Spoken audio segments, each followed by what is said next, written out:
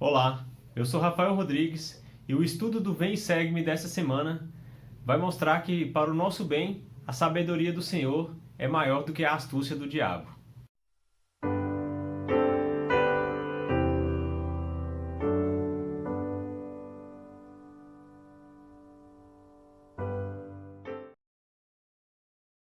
Esta semana, dos dias 1º a 7 de fevereiro, temos como designação Doutrina e Convênios, sessões 10 e 11. E o tema é Para que saias vencedor. Eu não gosto de ficar falando muito sobre Satanás. Acho que aproveito melhor o meu tempo ao pregar sobre Jesus Cristo e falar sobre o Evangelho restaurado e todas as maravilhas que o Salvador tem e realiza em nossa vida. Mas sei que o inimigo existe, sei que o poder dele é real e sei que ele influencia aqueles que abrem brechas em seus pensamentos, suas palavras e suas ações. Por isso devemos vigiar constantemente e ter certeza de que se nós deixarmos, se nós permitirmos, o inimigo ele vai nos utilizar como instrumento nas mãos dele. Portanto, devemos fazer o contrário, realizar a obra do Senhor para que não tenhamos essa influência de Satanás em nossa vida. Quem é que abre brechas? Como que as pessoas abrem brecha? O contexto dessas revelações é de que quando Martin Harris pegou as 116 páginas da tradução do livro de Mórmon e elas foram perdidas, aqueles que recuperaram essas páginas, que pegaram essas páginas, então tinham o que foi descrito aqui nos versículos da seção 10, versículos 20 a 22. Em verdade eu te digo que Satanás exerce grande poder sobre seus corações e incita-os à iniquidade contra aquilo que é bom.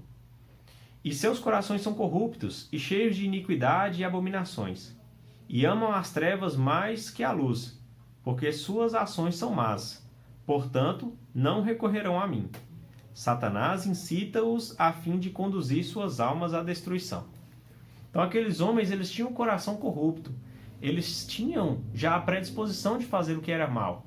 E então Satanás encontrou ali um campo fértil para trabalhar. Eles pegaram as 116 páginas e estavam aguardando que Joseph iria retraduzir aquele trecho das placas.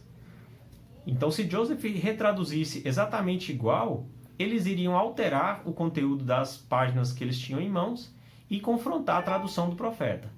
Se Joseph traduzisse diferente, eles tinham esse argumento para falar que a tradução dele era fraudulenta, porque ele não podia traduzir duas coisas, a mesma coisa duas vezes. Então vamos ver que o Senhor já tinha preparado uma outra maneira para que pudesse contornar essa situação. Mas o que fica claro para nós é que o inimigo ele encontra espaço no coração das pessoas.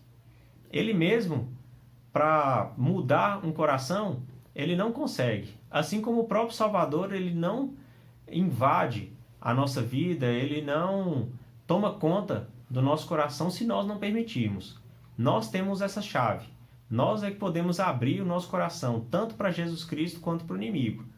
E aí, por isso que nós temos que sempre nos ocupar com as coisas boas, a fim de que somente aquilo que é bom faça parte de nossa vida. Bem, aqui nós temos uma situação em que o Senhor deixa claro que a sabedoria dele é maior do que a esperteza de Satanás. E isso está registrado no versículo 43 dessa seção 10. Não permitirei que eles destruam minha obra. Sim, mostrar-lhes-ei que minha sabedoria é maior do que a astúcia do diabo. Então, como que o Senhor preparou uma maneira de evitar essa ação do inimigo? Muito tempo antes, ele já tinha falado para Mórmon, no processo de resumo de todas as placas, para que incluísse um trecho dos registros de Nefe, que era até mais completo, que ele repetisse aquele trecho, na verdade, acrescentasse novamente as páginas. E isso com o sábio propósito dele, que Mórmon desconhecia.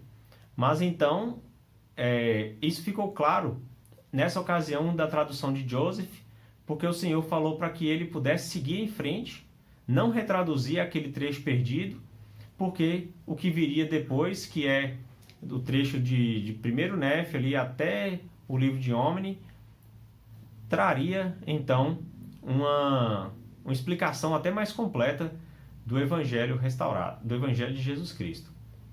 Então, conhecendo o fim desde o princípio, o Senhor, sabendo que Satanás iria ter essa atitude nos tempos de Joseph, preparou 2.400 anos antes uma maneira de isso ser evitado. Claro que, guardadas as devidas proporções, eu vou citar aqui uma experiência pessoal, em que acredito que o Senhor, sabendo do que iria acontecer no futuro, ele alterou as coisas para que não tivesse um resultado triste ou negativo na minha vida. Pouco depois que eu conheci a igreja, eu concluí o curso superior, eu me formei em uma graduação em enfermagem. E o meu plano era de conseguir um trabalho na minha área, né, e poder alcançar alguma condição financeira de autossuficiência.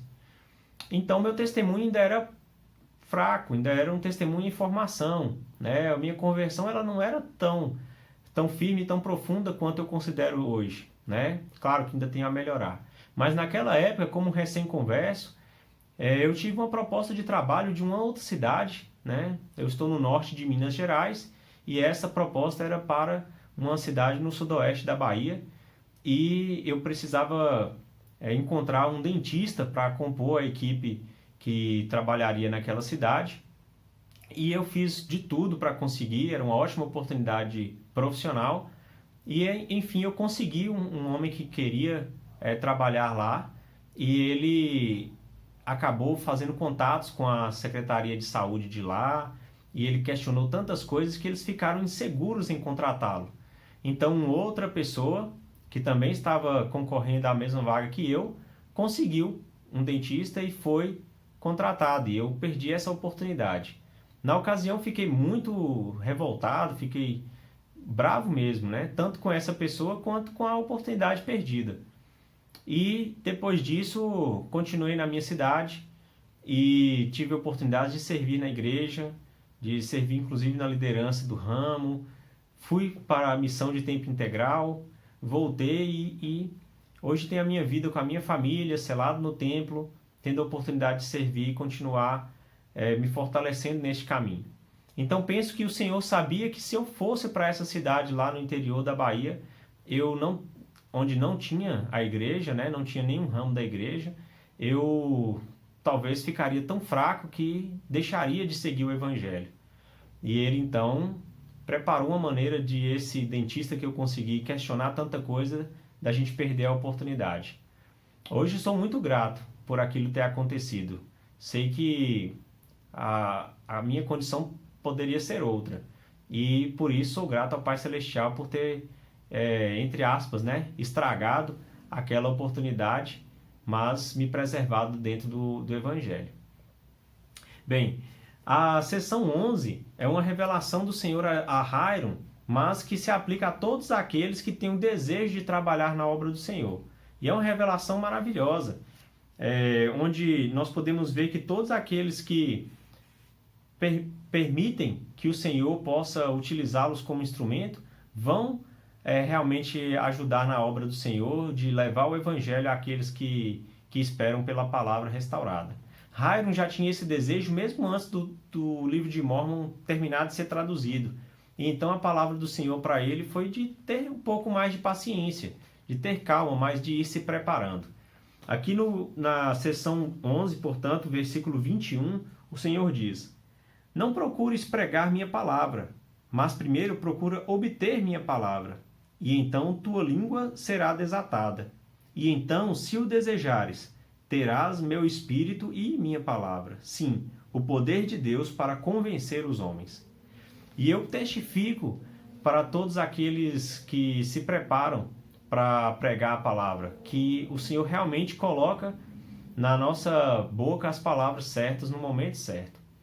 Eu tive o privilégio de servir com missionários que se prepararam através, principalmente do seminário e também do instituto, para servirem a missão. Via como eles tinham domínio das Escrituras. Eles usavam trechos que eu desconhecia. Eu não tive o privilégio de de participar do seminário, porque conheci a igreja já com 21 anos de idade. Mas eles eram incríveis, missionários exemplares e que ajudaram muito os pesquisadores e outros membros através daquilo que eles tinham capacidade de fazer, porque eles procuraram obter a palavra do Senhor, como diz a Escritura.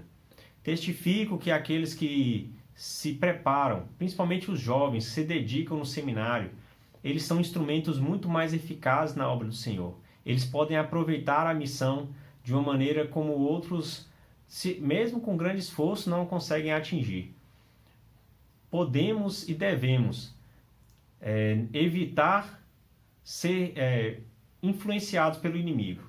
E precisamos nos ocupar das coisas boas, de ter o desejo, o nosso coração bom, para que Satanás não tenha poder sobre nós, para que possamos estar constantemente, firmemente, do lado do Senhor. Em nome de Jesus Cristo, amém.